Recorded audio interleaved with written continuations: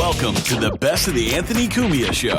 1 hour of highlights from this past week. Comedy, politics, current events, and pop culture. All completely uncensored.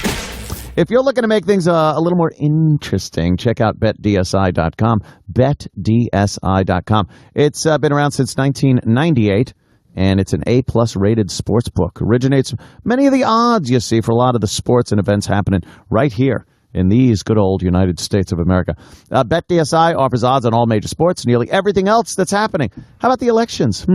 What's happening in reality TV? You want odds on that? How about the Oscars, the Emmys, celebrity happenings? If you're looking to make things more interesting, check them out.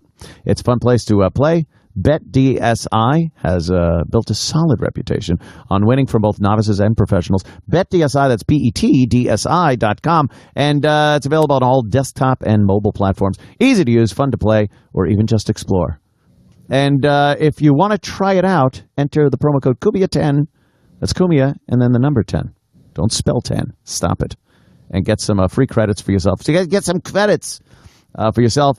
Just for registering, betdsi.com and use promo code Cumia and the number 10. Thank you, BetDSI. I'm amazed by people that could just master other languages. Yeah, I can't do it. I don't know what it is. And it is an odd thing because as a fucking baby, you learn your language. Yeah, you learn to say yes.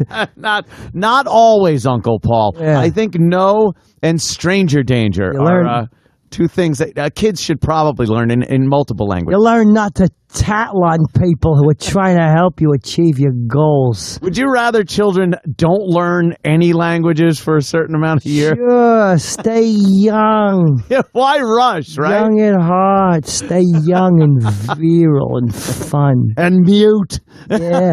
All they should say is a baka-da-ba-da. A baka-da. So what a fucking shitty announcement he's got to make tomorrow. You know what they said too? This is this could all be wrong, but they said he's had it for 4 years, or he's known for 4 years, and it's like, dude, were you fucking for 4 years and not telling people? Wow. Again, maybe he was, but they said the legal team was involved. That's when was his meltdown? I don't know, but I was thinking that was just about that time. Maybe he just lost his fucking mind because everybody was talking about how self-destructive he was and how he might have gotten the diagnosis and said, that would be picture perfect. What the fuck do I have to live for? Yep. I got the HIV. Tiger's blood. Maybe that was a really weird veiled reference to it. Maybe that was his way of saying something. Like people are doing on the jokes on Twitter. I guess he didn't have tiger's blood. Good hashtag. Yeah, I saw that. I'm wondering if that's where that came from. Maybe just a way to throw a fucking, Maybe. That might have been the around the time when he was doing the winning thing.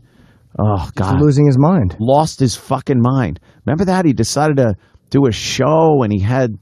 That was such an odd time for him. And then he cleaned his act up, I guess. Did he? I hadn't heard that. I don't know. I haven't heard it either, but you don't see him mouthing off on TV or anything. I guess we got bored anyway. We do that. We tend to get very bored, Jimmy. When the train wreck cleans up. It's funny. When I heard that he might be HIV positive, I heard that a little while ago. And my first thought was he'll probably live longer now than he would have if he continued the way he was going. Because if you're doing a lot, again, I don't know if he was sober or not, but if you're doing the type of drugs he was at one time doing, and being reckless, there's no way you're going to live to 90 doing it. Yeah. You live to 90 with HIV now. Isn't that fucking amazing that it was such a death sentence years ago? Yeah. And then they said, I remember reading about it for years about how hard it would be to cure and it mutates and this and that. And then they just figured out how to treat it where, if you kind of take care of yourself and take the very expensive medications, I guess, you're all right. This one scares me, though. I think I'm done with hooker. I've said that before. Wow. I've been quitting and stuff like that, not doing it. But this really freaks me out. I think if details emerge, you're going to see that his sexploits were probably insane. Yeah. Probably a lot of women, first of all. Sure. A lot of porn stars who get fucked by a lot of other porn stars. That is true. Whatever. So, because I hear it's very hard for a heterosexual guy just having heterosexual sex with a woman to actually get HIV. Yeah. Or at least I like to believe that. No, I think you're right. It's probably very difficult. Yeah. But I imagine if you're, being fucked in the ass by certain young ladies, that could be an issue. Well, that is true, unless they're using a strap on, but... Yeah, it's just... When you go to someone's house, do you eat rubber fruit?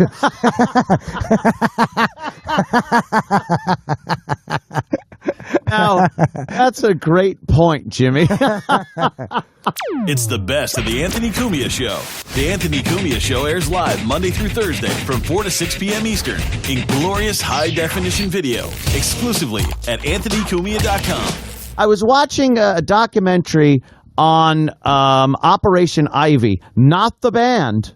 I'm trying to think. Not the band. Operation Ivy. Actual mission.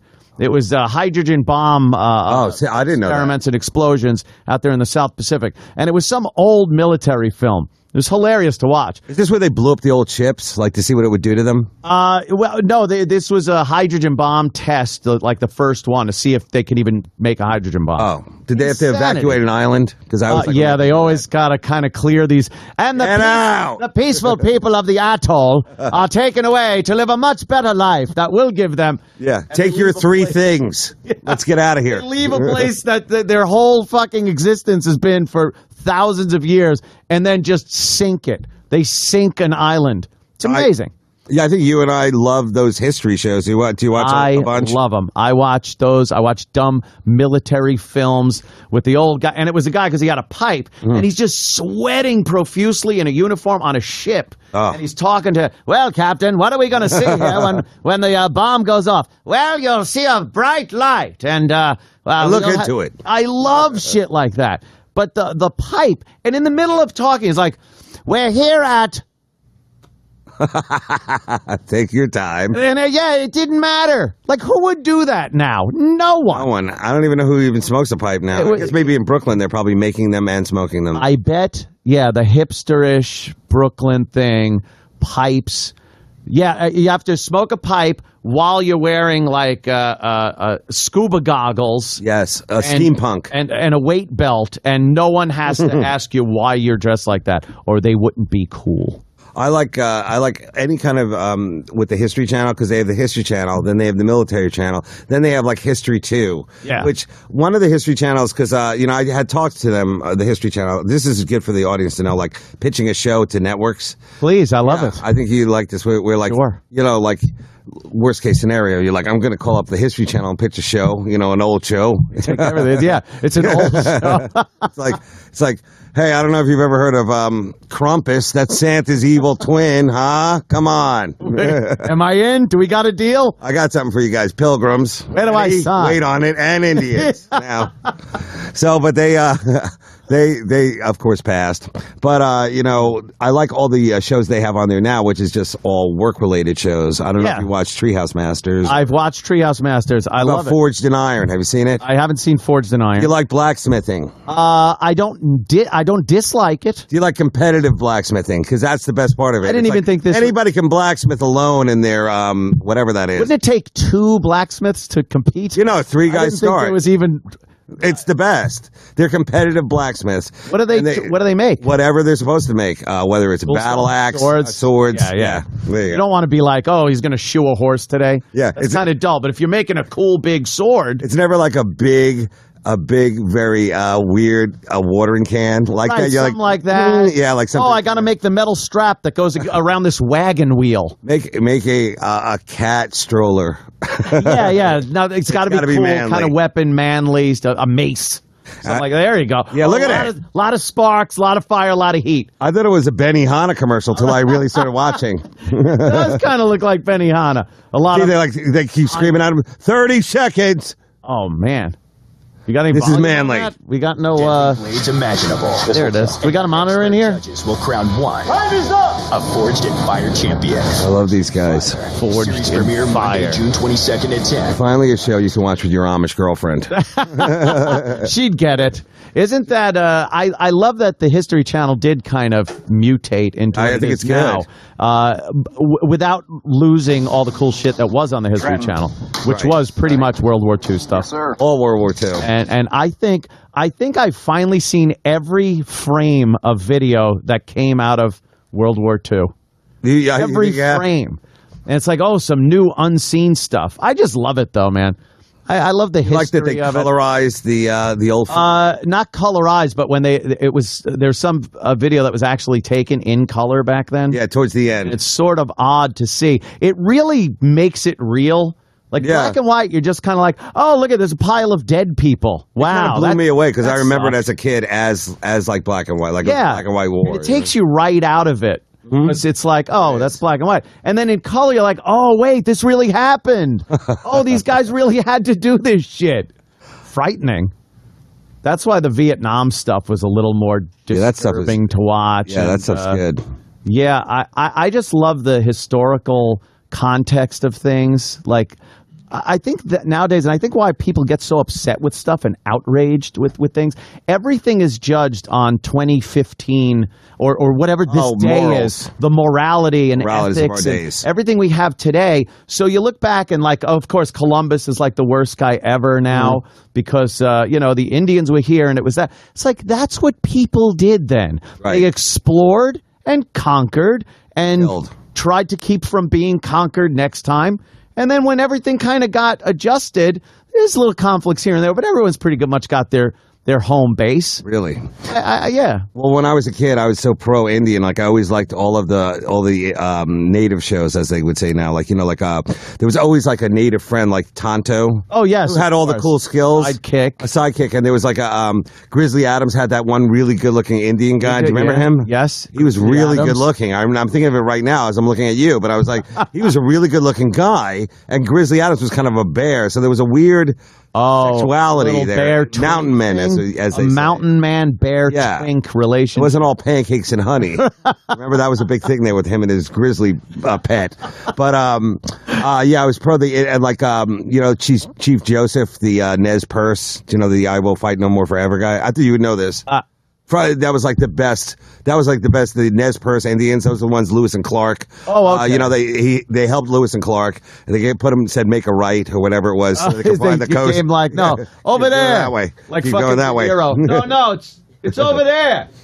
But I love those people because I was in the Scouts and it never was cool as I would see with the Indian people. Like, we were never doing anything that cool. But I was like, now that I grow up, I realize like I was ahead of the game in terms of like being into them. Being like cool with the Indians. But I also was like a kid who like loved the Indians, but I also loved my mom making me a sandwich as I sat in like, air conditioning on a hot day. Yeah, you didn't want to be in a little spoiled wigwam. brat. A wigwam, a hot wigwam. What about the Hakawi Indians? The Hakawis, like the of course. Hakawi tribe. See, that show would never get on the air now because of political correctness. That they were like this weird pothead group of. That was a slam on the anti-establishment. Yes, absolutely. But both Paleface and Redskin both were chicken. Yeah, that's so right. Said the song. Yes. So it wasn't like they were saying that the Indians were scared, but the people at F Troop were okay. They were all just chicken shit and figured they'd sit this whole battle out and just hang out and deal with each other. With Indians that really kind of acted like Jews. That's true. It was that aspect, and then there was always like the who's the head of the tribe there? Dave. I'm of the F Troopers. Dave Barry. What was his name again? Was he somebody weird? Oh yeah, he was on Mayberry RFD and he danced. Yeah, that was the whole thing. It was like another like musical theater guy. He thought it was just going to be a quick hit. Like, I made some horrible career decisions, but that was like one of those things. Branded him, like him and Gilligan, right. Like, John, whatever that guy's name is. So it's like these guys were all like musical theater, like real like hardcore 50s actors. And then these like shitty TV shows come at them, and they're like, sure, why not? Yeah, I'll take TV, it. It's a paycheck while I'm doing King fucking... Yeah, the Pajama Game is what people remember me for, on Broadway, so I might as well do this. That happened with, I guess, Mr. Brady there, Robert Right. Reed. He was a serious actor, trained actor. And, I bet you never let the other kids forget it. I'm a serious actor. Yes. Bobby. Think he actually never let Sherwood Schwartz forget it. Like, really? He was constantly going over... Could you imagine an actor going over the scripts for the Brady Bunch? Just going over the scripts and going, no, see, this wouldn't happen. Like, he used to get in arguments with Sherwood Schwartz about Brady Bunch scripts. The father. Sherwood Schwartz was who? Oh, he was the producer. He was like the creator, the whole guy. Oh, right, Schwartz. I get it. Of course. And he would... I remember the tribe. I can say it. And he was constantly giving him shit about that. And then once the Brady Bunch ended... sometimes they go way off to a whole new realm. And I think he played a transgendered lover on an ABC movie of the week. Wow. Like went from Mr. Brady to that. You know your TV really well. I spent so much time in front of television as a kid. It was just Watching alone or with friends? Sometimes with friends, but I kind of liked watching shows alone. Yeah, because they would mess it up by talking. And Yeah, stop your yapping. Yeah. You know, and then I also feel like I was out of the game then too, like an antisocial, like loser. yeah, Basically alone with the TV. You know. sitting there with the television and all those great old dumb shows. Yeah, and, trying to imitate them. Like I Well- was constantly trying to mimic the voices and stuff. It was kind of fun. You know, have you ever like done the? This is a road thing that you do where you're like, you know, okay, the 8 is enough cast. Let's see which ones I'm older than, or which ones are older than me, or even better, like the Waltons cast. That's like a weirder cast. Runs the gamut. Yeah, there's so many of them out there. Yeah, You know, yeah. you're afraid to even do it because there might be one behind you. Like Yeah. it's a crossing guard or working in a restaurant. You know, there's so You don't many. want to offend. Yeah, so but it's like I spent a lot of time doing that, which is just like, oh, I remember that show. Now let me see what they're up to. Yeah, let me see what they're doing alive. now. And a lot of them had to deal with the drug thing. Yeah, I like that. A lot of the younger kids. But I like that. I like that they were in their own world. Like they were like celebrities and they were on television. And that was like you're an instant adult. Now they like coddle them. You know what I'm saying? Yeah, yeah. They coddle them until like their third project when no one cares about them anymore. And they would just throw them out there. Some of them went to public schools. Like now, forget about it. You're going to private or Oh, right. on I don't think they went to school. That's what I like. They were dumb, rich, and they were allowed to like, hey, you're 15. Here's smoke this joint. Here's some drugs and fucking some butts and They would always go to Studio 54. Yeah. Pretty good. Yeah, that was That's when you made it. when you could fucking do lines with Mick at Studio 54 and you were 11 years old. Yeah, I like that because you're all celebrities. It's the best of the Anthony Cumia Show. 1 hour of what you missed this week because you're too damn cheap to pay for it. Oh yeah, ISIS kind of threatened New York, but they do. That's like what a hacky terrorist thing to do. That's Like that's a women be shopping of terrorist threats. yeah, that's a fucking airplane peanuts of terror. Oh, New York, look out! We're coming for you. We're coming for you, New York. Listen here, brother. Yeah, and what are you gonna do when ISIS rains down on? Yeah, and the streets will flow. Yeah, talking about with blood of the infidel. Yeah, yeah. Oh, been to the top. Yeah, Meadow. Yeah, been back down. Allah Akbar. Yeah, gonna be raining down on it with swords of justice. Letting the Jew pig run your country. Yeah, ain't gonna happen no more. Yeah. ISIS Macho Man. That is to a fucking T, man. Holy shit! I felt bad when he died, man. That was like He's the best of all. Him and Flair are the two best of all time. Yes. He went out the most badass style. Yeah, that's true. Fucking Deep into a tree with right into a tree. Turns out it wasn't even the car crash. It was a heart attack. Really? Badass he was. Oh, so he hit the tree after? Had a heart attack and went into the tree. Oh man, That's fucking badass. all right. You got to give it to him. Yeah, Didn't take anyone else out. felt pretty bad that was one of the because wrestlers are going all the time, and you're like, oh, all right. And that one was like, oh no, I was at work waiting tables. remember where you were. And they he's like my favorite wrestler. And then someone was like, hey, Soder, Macho Man died. And I was just like, Can't tell me like that. I have to go to a table and be like, hey guys, do you guys want guacamole? I'm gonna give you these complimentary Slim Jims Guys, can we to the just have a table. moment? We have a moment each, take a piece of a Slim Jim. Can everyone just snap into a Slim Jim and then a moment? Macho Man said, take this. Yeah, it is my body. He handed out Slim Jim. Yeah, and then he said, drink this. Yeah, it is my blood. Mountain Dew. Yeah. I'm always jacked up. Yeah. Oh my God! Yeah, that's fucking. Yeah, that was a bad one. Yeah, so ISIS is threatening us. ISIS apparently new video. Do we have the video? I know Fox wasn't playing it, and a few other news agencies because they don't want to play their propaganda. But it's like I understand you don't want to play their propaganda stuff, but if they're threatening where you live, I kind of want to see what they're saying. What did he say? It's like one of those things. Yeah. What did he say? You should go outside. This guy wants to fight you. Yeah. What did he say? Did he say, Jerry, we're blowing up New York? Or did he say, Jerry, we're blowing up New York? Which one? What was it? Fucking assholes. Is this it? Ooh, looks like a nice watch. Hell's that about? Do you like my watch? Join ISIS. That's what they're doing. Yeah. Hey, we've got hands. I love this song. Oh my God. Oh my God. That looks like New York. Oh shit. Fucking hand grenade.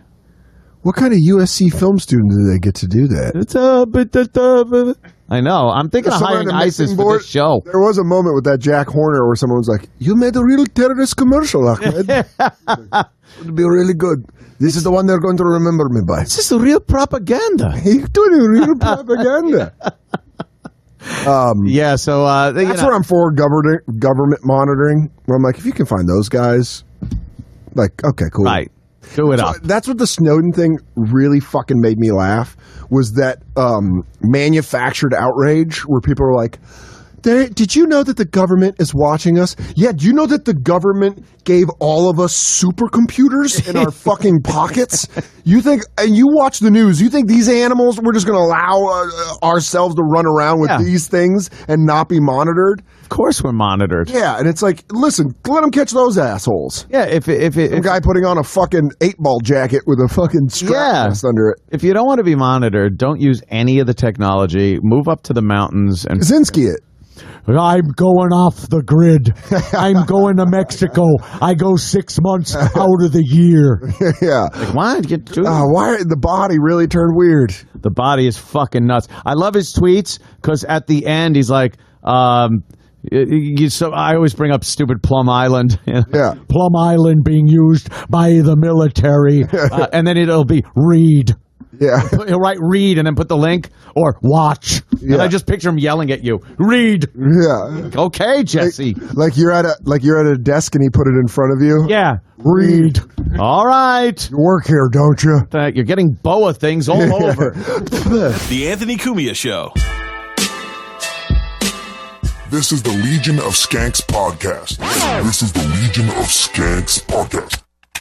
Last night we did the first show tapings of What's Your Fucking Deal at the Village or the Bitter End in the West Village. Pretty great.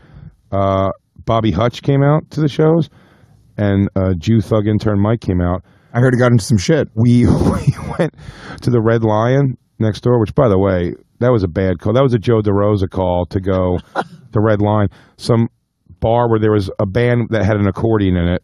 Do you mean that was like a Joe DeRosa thing to do, or actually? No, Joe DeRosa suggested we go over there, and it was a very Joe DeRosa sweater idea to go hang out in this dank bar and fucking just. You can't let Joe DeRosa's sweaters think for you, Jay. That's what we did. That was our mistake. We let Joe DeRosa's sweaters make a call, and we ended up at the Red Lion. And Jew Thug Intern Mike got into it with a French guy in the wake of all this French. Oh my God! Come on, Jew Thug Intern Mike. He didn't share. You ISIS member. He didn't share. Yeah, that's the thing. That's what I believe. Terrible. Mike's got terror beard. Yeah.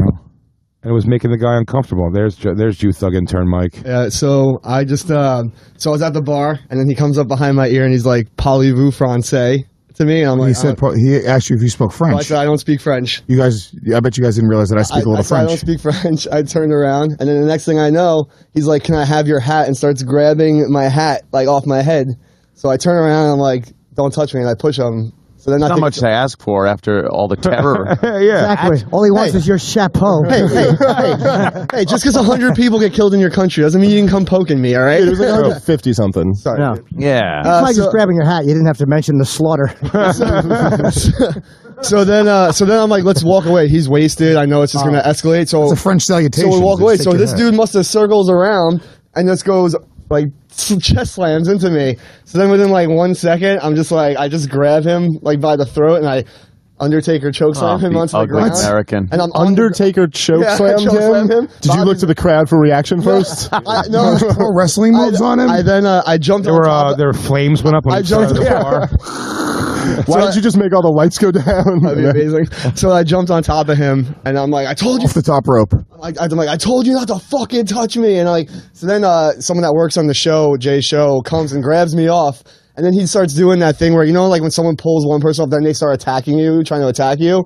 Right. I see him doing that, so I start pulling his shirt over his head, and then Bobby gets in between. So you're trying to do every type of sports fighting. Yeah, I'm getting into hockey. Well, it's a French guy. They only understand hockey fighting. So then anyway, it ended in a game of tennis. Yeah, so then everyone broke it up, and then the bouncers came up, and they were like, they just let me stay, and then they threw him out. Wow. He was outside, doing that drunk, like not really sure what happened, but by himself. Yeah. A lot of hands in pockets, looking for like a group of somebody to join in with. And he just kept walking over to all the wrong people. He's like, sideways beret and what is going on in there? What does that mean? Is ball not good to us, eh? No sympathy. Just try to take a man's hat. It is a custom. It is the highest compliment. In France, Take a man's hat. That's probably a sign of post-terror friendship. When you take a hat, that's the way you bond in France. That's a sign of solidarity. Yeah, like they take the hat, you take his hat, and you wear each other's hats. I don't understand. Show of unity, and the pig American beats him up for it. After 9/11, I gave every American my hat. Yes, we passed around hat, and then I take his hat, and he hits me. We do hat exchange, yes?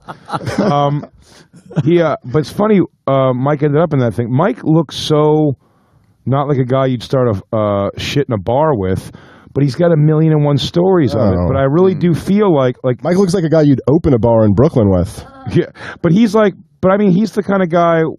He's got 1,000,000 stories of that kind of thing happening. And last night, if it's any indication of what these all end up being, it does seem to find him in some way. Like that, there was definitely, he was not looking for any trouble last night. Well, okay, when you're the one person in America personally trained by The Undertaker to fight, trouble's going to find People you. just do that. And I think, like, he doesn't look like or seem like the kind of guy that would get into that shit, but the tats, to me, tat guys somehow always have fight stories.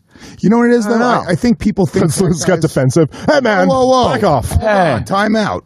No, I think tat guys, they look like they can fight. So you're right. I think it's an energy you put out there, and people kind of gravitate. Like the fucking gunslinger. Someone's always coming into town. Hey, tat guy. But do you think any guys that look like Mike actually know how to fight? That's not like a fighter. No, he doesn't look like a fighter. Yeah, a band, like a drummer in a metal band look.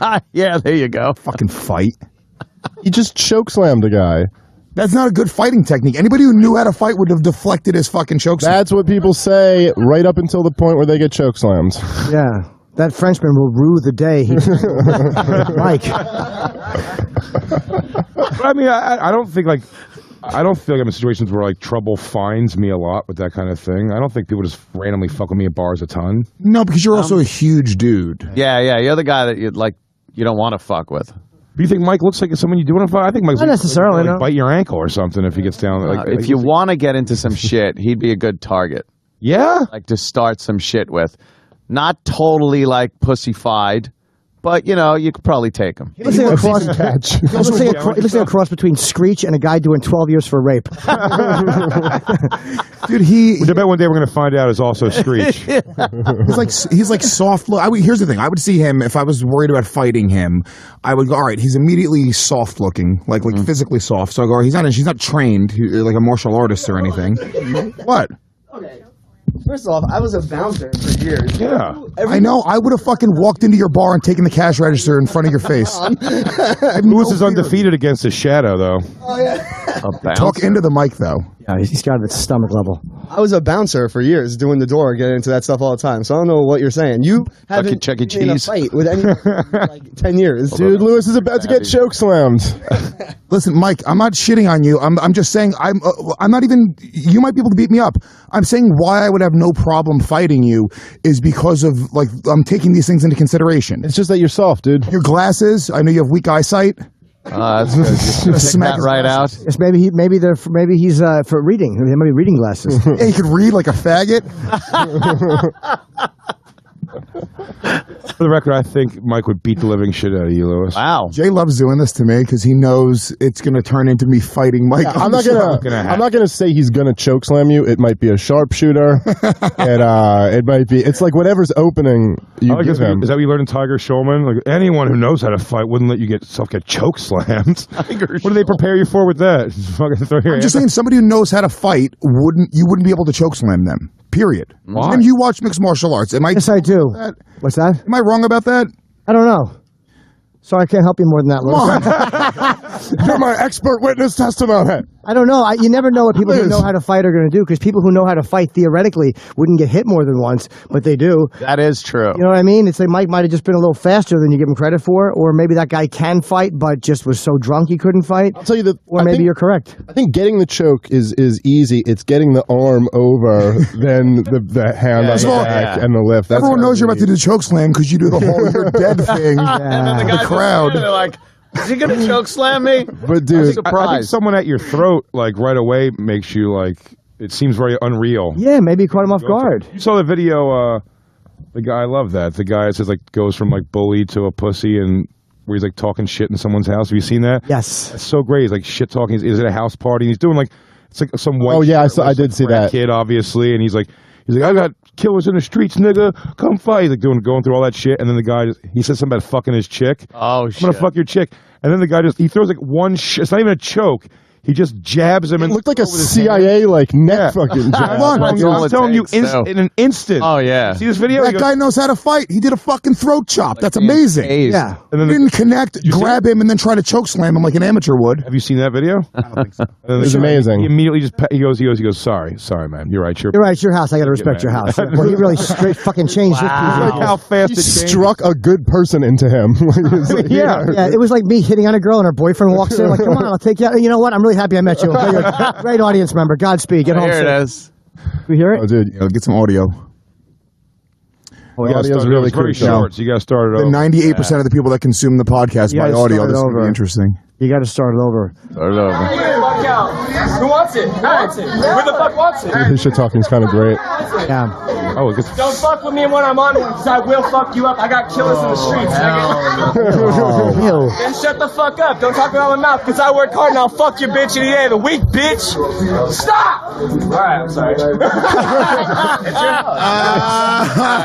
your house. It's your house. house. Came in a little hot. Yeah. Let's relax. That guy with his... Sorry. Look at that. He's like, I don't even know who that guy was back there. He's just took a whole new guy. Man, that's how the guy I want to be. But you see how in shape that guy? Like he was in shape and he did a martial arts move to that guy. This guy's he had really nice pasty pink nipples. This guy had nice B cups. This guy looks like fucking Thug Intern Mike body. His soft midsection. Doesn't matter. I love the people in the background making fucking sandwiches. It really was a lame house party. Awful. A terrible party. Alright, I'm sorry. All right. The chick making sandwiches looks like she knows him and he does this at every house party. Like, she's like, I'm just going to finish my What a sandwich. douche. They chopped him right in the neck, and that guy. I'm sorry, dude. It's your house. What was I thinking? But I don't get involved in, if I'm involved in any jawing, like I'm already at the point where it's like I will fight. Like I don't believe in like the jawing that just I don't kinda, think like, talk that somebody talking, the whole like standing there making a presence. It's Posing. like if it's going to go down, get that first shot in, make it count, and fucking leave. That's how I feel about it, but it's all. But I actually think that's all fear based. Like to me, even it's like I don't really want to fight. I'm afraid of how bad it can go. If I overthink it too much, if I start all that pacing and let's do it and let's go around the corner and let's like, I'm that kind of angry. Like let's go right this second. Yeah. So right now I'll have all the aggression. Like we're just doing this. I always feel ready to fight. Like if we're talking shit, and all of a sudden I go into the crane, and once I'm into the crane, you know you're in deep trouble. If do right, no can defend. The Anthony Cumia Show. This is the best of the Gavin McInnes Show. Pamela, are you there? I am here. How are you? Very well, sir. And you? I'm good. I'm very frustrated. I am in Paris, France right now. How is Paris, France? Well, I think you can guess what's going on here. Unbeknownst to the terrorists who attacked this city on Friday, this was the fault of the Jews. Was not an uncommon sentiment I got today. Granted, I was in the Muslim part of town talking to people in kebab shops and cafes. But second on the list after the Jews was America and our foreign policy. And then it would keep going down the list. The British got a lot of the blame. And Muslims, humans. That one guy said the people who did this aren't even human. So now we're absolved of the entire human race. But Muslims hasn't come up once. I haven't spoken to one person who links these attacks to Islam. Yeah. Well, this is a civilization that has all but surrendered. I mean, the most basic, primitive honor a nation owes to its dead is to fight to defend itself. And we're not seeing any of that. This is the pattern. When Muslims attack, the left, Islamic apologists, and Islamic supremacists attack us, attack the right, attack those that oppose jihad terror. That's how it goes. In the wake of every jihad slaughter, the knee-jerk response is, quote, fear of reprisals, unquote. Backlash-ophobia. Non-existent, mythical, but it's a way of diverting and distracting attention from the true motive, from the true enemy. This is what we're seeing across the world.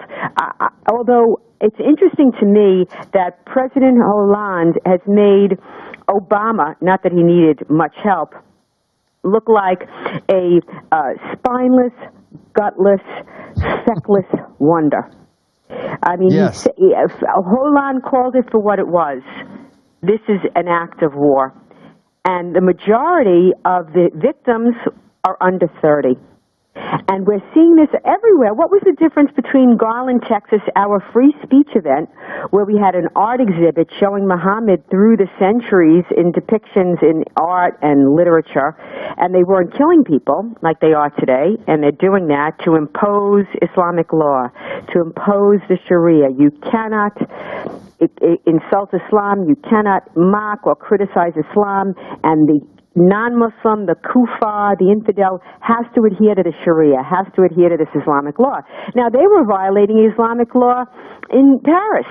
The music and alcohol and enjoying their life and living literally the Western mores that we so enjoy. And that's what was attacked there. That's what was attacked here in America, although in America we were blamed. At least they're not blaming the victims. They blame the victims in Garland. The only difference between Garland, Texas, and Paris was that we had guns. That's the only difference. They came at 7 o'clock when the event ended to slaughter hundreds of people in the exact same way as they did at that concert hall in Paris. Exact same thing. Yeah, it was. And you know what was shocking about some of the headlines I read about Garland? It said some of them were as obtuse as saying Pamela Geller provokes or shows no remorse for the 2 deaths she provoked. So these criminals, these psychotic jihadists are totally absolved of the crime. It's your fault. Listen, I was owed a big thank you, because remember something, those jihadists who traveled over 1,000 miles to kill us, they had been meeting and planning and training together at the gun range before we even announced the free speech conference in Garland, Texas. So they were going to hit a target. They were going to hit, it might have been a mall, it might have been a sporting event, but they hit us and we were a hard target, you see. So we saved lives, and in addition to that, what went into place as a result of Garland is every military base went on high alert.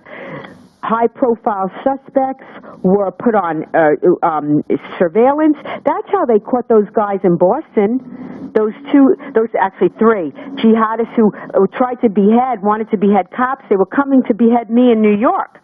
I mean, so again, there's some incredible disconnect, much thanks to an media aligned with the jihad force, a president aligned with the jihad force. I mean, his remarks yesterday were shocking. His remarks in the wake of the Paris jihad slaughter yesterday, I believe, shocked the world, still reeling from the Paris massacre. Are you talking about Hollande or Barack? Devoid of reality. He accused those who oppose the infiltration of Syrian refugees of a religious test. No, President Obama, you are the one who exacted a religious test. He refused to allow Christian Syrians. In late 2011, our organization implored emergency asylum for Christians being persecuted and oppressed under Islamic supremacist groups like the Islamic State. They were ignored. Hundreds of thousands of them were subsequently slaughtered. And now he wants to bring in the slaughterers? He wants to bring in the perps? Do you know that we have allowed thousands of Muslim Syrian refugees into this country? Do you know how many Syrian Christian refugees we've allowed in? No, 53. how many? 53. I don't think Americans realize that there is a war on Christianity going on in the Middle East, and they're being literally crucified. I mean, we had the guy who made that Muhammad video. He was a persecuted Coptic, a Christian Egyptian, who was making that video because he was sick of his people being killed. And what do? We blame a Benghazi attack on him and then throw him in jail. Yeah, we didn't. Obama did that. This is Obama. He's teaching us. I mean, this is really what's so galling. Let's think about this for a second. He's teaching us about what's American. It's not American to not want to bring assassins into this country.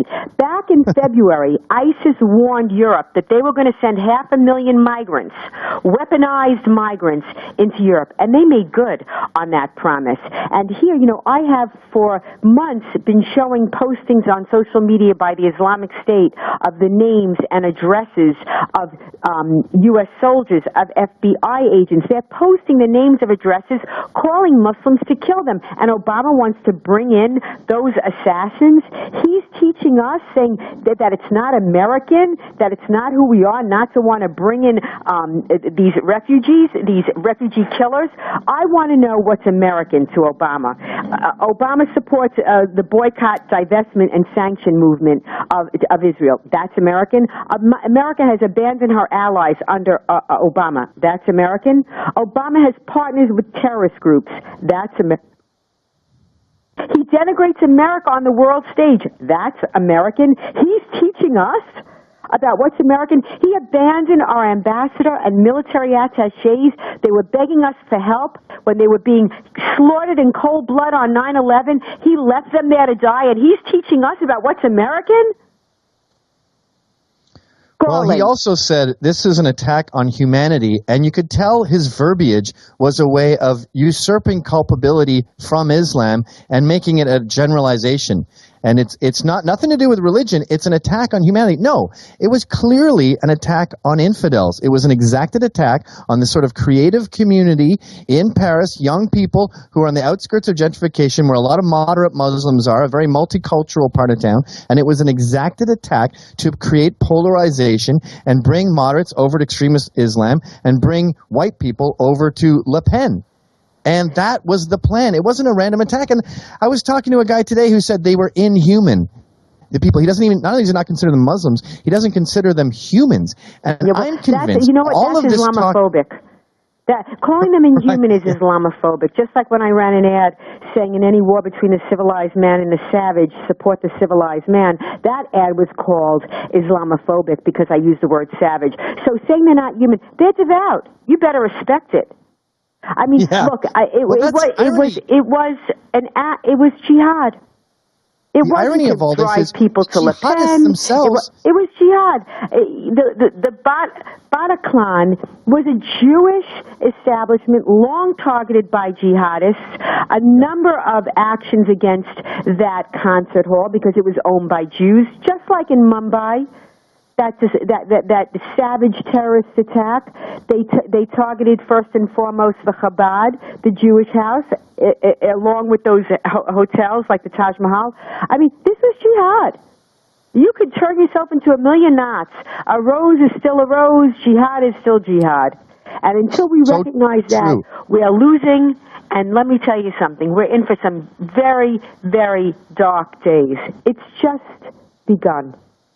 Well, it must be frustrating to be a jihadist at this point because you scream Allah Akbar, ISIS calls in and says, that was us, and you look at the citizenry here in Paris and they go, no, it wasn't. It was non-humans, it was non-Muslims, it has nothing to do with Islam, it's just 3 lunatics who aren't human. And you go, wait a minute, I don't think the Muslims that did this would like you to say that. You're not giving them credit. Listen, they even correct Obama. I love that when they start arguing with him. This is what's interesting to me. The Baghdadi, the caliph, has a PhD in Islamic theology from a leading Islamic university. The Islamic State, Al-Shabaab, Mujahideen, Hamas, Hezbollah, they live, breathe, and eat Islam. They pray 5 times a day. They study the Quran. And yet, the Western elites, the effete elites, they know Islam better than them. This is what is so comical to me. No. That's not the real Islam. Let me tell you what the real Islam is. Right. It's absurd on its face. Well, you hear it with when people defend socialism and communism, and you bring up examples of Cuba and the Soviet Union, and they go, no, that's not true communism. So they just keep moving the goalposts because to them, this kind of belief is more like a religion. It's more like a faith. And logic doesn't get in the way because it's their belief system. No, logic is the enemy. I mean, look, you can avoid reality, but you can't avoid the consequences of avoiding reality. This is the work that I do, I have long warned that this was coming. I was smeared, defamed, and libeled, while terror-tied groups, the Council of American Islamic Relation, a group named terrorist by the UAE, an unindicted co-conspirator named by the U.S. government in the largest terrorist funding trial in our nation's history, they are lauded, they are given respect, they work with the Obama administration, they are the go-to Muslim group for media, just exactly the way Anwar al-Awlaki was the go-to imam for the New York Times, for the Washington Post, for the Pentagon, until he wasn't. Until suddenly they realized the guy they were going to on 9/11 to talk about moderate Islam was the same imam to the 9/11 Muslim terrorists. He was their imam. So, and there's no mea culpa. There's no head slap like, oh, there's some duplicity here. They're saying one thing and they're doing another. There's a two-face here, a taqiyya, lies to advance Islam and the true nature of Islam. And this is what we're up against still, 15 years later, after 9/11, after Fort Hood, after Chattanooga, after Fort Dick 6, after scores, hundreds of arrests on jihad terror-related crime. We're thwarting jihad attacks here on a regular basis, but it won't count until we have thousands dead. And then it'll be finger-pointing. It was the right's fault. It's Islamophobia. When the jihadists are citing Quran chapter and verse, Quran 3:151, Quran 9:11, they're using Muhammad. Muhammad is the perfect example. This is what he did. This is what he did. Islam, the history of Islam doesn't start until Al-Hijra. It doesn't start until immigration. That is how they spread Islam, by the sword, by invading other countries, immigrating to other countries, immigrating now to Europe, and spreading Islam by the Quran and the sword. And that's what you're seeing. That's it. There's nothing new here. It's very old hat. That's true. It goes back over 1,000 years. Pamela, thank you so much for coming on the show. I want you to know that you're a hero to most sane people, most sane Westerners. We look at you in awe of your bravery, risking your life on a daily basis. It's truly inspiring. Well, bless you. What a kind thing to say. Thank you for having me on, and thank you for fighting this fight on the principled side and having the courage of your convictions. It's no small thing. It's no small thing in this day and age when telling the truth is a radical act and is considered hate speech. I honestly think people will look back in history in 200 years at the Pamela Geller years and say, why was she the only one? What the hell was the matter with people? I don't know. It really all depends on who writes the history books. I don't really care about that. I care about preserving this country, this idea of America, the first moral government in the history of man, the first government based on individual rights and individual liberty, on individualism, the first government based on individual rights. This is really what we're fighting for. And it's so, it's so precious and so magnificent a gift that we have to fight with every breath, with our last breath. This is elemental, Yeah, it's not a good time to be a fighter. It's not a good time to be a fighter as far as popularity goes, but it's a very crucial time to be a fighter. I've got to go. Thank you for coming, Pamela. Thank you. It's the best of the Anthony Cumia Show. The Anthony Cumia Show airs live Monday through Thursday from 4 to 6 p.m. Eastern in glorious high-definition video, exclusively at anthonycumia.com. Did you know the SVU is in a dangerous location? That's right. The NYPD Special Victims Unit, located in such a crime-infested area, rape victims are afraid to go there. And I, for one, say, good. Jesus. It's a joke. A cop got shot there a few weeks ago. Not at the place, but a few blocks away. A rape victim was about to pick her attacker out of a lineup at the SVU when the police radio suddenly went crazy and cops began rushing to the scene. Coincidence? No. It's the rape industrial complex. I don't think that they were working together. There were cops screaming like you've never heard. And this is a quote from a police source. So now, instead of conducting a lineup, the victim is hearing, police officer shot. Now this poor woman, who's a victim of crime and upset, was standing there frightened as detectives were running out the door. Couldn't these cops, while responding to a call saying one of their fellow officers was shot, take this woman's feelings into account? Well, calmly file out of the building? You're such a fuckhead. Couldn't they? Well, there's at least a 20% chance this woman was a victim of a crime. I think that, oh my God, At least that is bullshit. At least. The distraught woman's experience was only the latest example of why the SVU should not be located in such a high crime neighborhood. I have a marketing opportunity, which is, it could be like, Special Victims Unit brought to you by Sephora Spa Day. And then you're there and you're getting like a mani-pedi, and then you're picking your witness out of a lineup. Yeah. Yeah. All right. Well, let's go to Chris Lager. Chris, what do you think of that idea? A mani-pedi while you pick your rapist out of a... Yeah. So you're saying that would encourage them to come in? Well, I'm just saying it would be less scary because anytime there's, Maybe a Groupon or something. Well, yeah. A group of women get raped. Yeah, Chris, what do you think? I would say you probably have to look at their nails first then. If they're kind of need a little work, you want to pass by. Yeah. If they got some, they have nice, they probably don't want to go get like a city mani-pedi if they already got nice nails. That's true. And then they're also going to do a, I see what you mean, right? Yeah, so if you're saying before you rape somebody, you mean. Check the nails. Oh, yeah, absolutely. I'm here. This is a weird place for the SVU. It's back around this corner behind a dumpster in a van. Oh, my God. Ice-T is in there. What an awful idea. Yeah. No, I've been raped twice since I've been here. Sort of my fault, Raped me once. Shame on you. Raped me twice. Yeah. I'm coming back tomorrow. Asking for it. Right, yeah. Well, I tell you what, that's definitely, if people are raping Chris Laker, that is a dangerous place. Yeah, shit's getting desperate. I have a second idea. That's not funny, Pat. It's serious business. Yeah, please, another victim. Idea. Yeah, we need it. Okay, so what if they sold home rape kits that you could buy at like Duane Reade, and then you wouldn't have to go to the SVU? Oh, I thought. Well, don't they? I think don't they have them in samples in the Jezebel magazine? Are you talking about? You talking about something to help people rape at Duane Reade? Yeah, because that I would say not a good idea. No, you don't want to pack. It's already pretty easy. It can be. It'd probably make a lot of money. Yeah. This rape victim says it's one of the scariest fucking places I've seen in my entire life. 2 other victims also recounted harrowing trips to the unit, which share space with a police service area, something. That was Holder's base. It's one of the scariest fucking places I've seen in my life. She was at the building to report that she was drugged and raped. You're scared out of your mind when you're reporting the rape to begin with.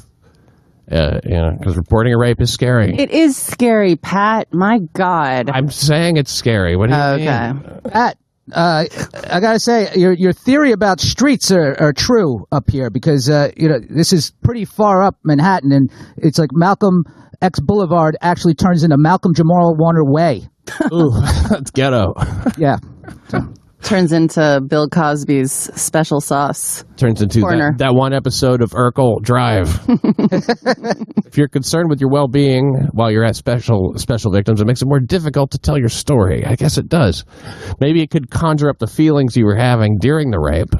You know what would be a bad rapist catchphrase? It's a bad one? Yeah. Did I do that? Another rape victim said the first time she went there, she took the subway with a couple of female friends. My friends were surrounding me and trying to make me feel better. It feels good to be surrounded. Telling my story about what happened to me is one of the hardest things I had to do. This just adds more stress to a really stressful process. Isn't there? It says they're also taken to child victims are taken someplace else a few blocks away. Inside the building, the conditions are horrible too. Mm-hmm. Yeah, no, I mean, they have outdated dolls for the show me where he touched you on the doll. Do they really? Yeah, it's like My Buddy and shit, you know? See, now that's just embarrassing. Yeah. You don't want that. You need to fund these policemen. Yeah. They deserve better funding. I'm sure that the cops don't love the neighborhood it's in. I mean, you know what's funny to me is that they have this story here about like how the cops ran out of the building, right? Because a cop got shot. Right. That guy got shot. He's dead. And they're like, we were terrified when that happened. Right. Yeah. It shows how micro egotistical some words that I don't know. Now the cop is like, I'm sorry that I got shot and further traumatized you. Hashtag yes all women. Right? Yes, exactly. Yeah. Yes. The Anthony Cumia Show. Now we're talking uncensored. If you like what you hear, visit AnthonyCumia.com for subscription information and show details. And never miss a minute of fully archived shows available at any time in streaming HD video or audio download. If you're looking to make things a little more interesting, check out BetDSI.com. BetDSI.com. It's been around since 1998. And it's an A-plus rated sports book. Originates many of the odds you see for a lot of the sports and events happening right here in these good old United States of America. BetDSI offers odds on all major sports, nearly everything else that's happening. How about the elections? What's happening in reality TV? You want odds on that? How about the Oscars, the Emmys, celebrity happenings? If you're looking to make things more interesting, check them out. It's a fun place to play. BetDSI has built a solid reputation on winning from both novices and professionals. BetDSI, that's BetDSI.com, and it's available on all desktop and mobile platforms. Easy to use, fun to play, or even just explore.